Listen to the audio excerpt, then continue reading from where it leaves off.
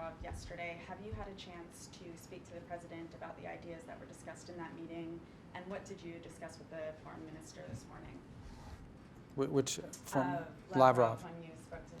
Well, I went to talk to him about another topic. It's not big or mysterious. It's just another topic. So it's, and I'm not going to, we'll leave it at that. And as far as, I did speak to the president last night, and but I have no news to report to you on it right now. But like I said, I thought yesterday's meeting, I don't want to oversell it, okay? But it was constructive, and there was some things that perhaps we can build on. Maybe not, I don't know, we'll find out. But there are some things that we will potentially explore, and I relayed that to the president and our team last night.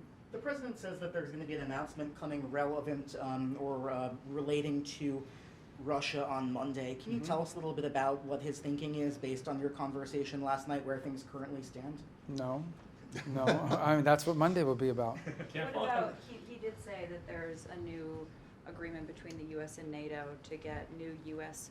weaponry through NATO to Ukraine, and NATO is going to fully pay for that, according to the president. Can you explain to us exactly, number one, how that's going to work, and when those weapons, as part of this agreement, will actually get to Ukraine? Well, I think what you're referring to is something that Ukraine has already offered, and so has Europe, and that is to buy weapons from the United States and then provide them to Ukraine. At the end of the day, that some of the systems that Ukraine requires are systems that Europe doesn't make. They would have to purchase them from the United States. In addition to that, I would point to the fact that a number of the defensive weapons that Ukraine seeks our allies in NATO have them. So as an example, Germany, I believe, has 13 or 14 Patriot batteries. Other countries do as well, Spain, others, and some have placed orders for that.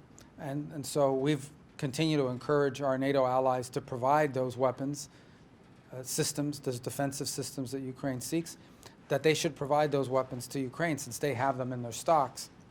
And then we can enter into financial agreements with us where they can purchase the replacements. So these are existing systems. This is nothing new. It could be both. I mean, but at the end of the day, I mean, it's a lot faster to move something, for example, from Germany to Ukraine than it is to order it from a factory and get it there. So there are a couple different ways to approach it. But the key is that there are existing capacities within existing U.S. systems within Europe right now that could be transferred to Ukraine, and then the Europeans could purchase the replacements from the United States. That's one aspect of what I think the president was referring to yesterday.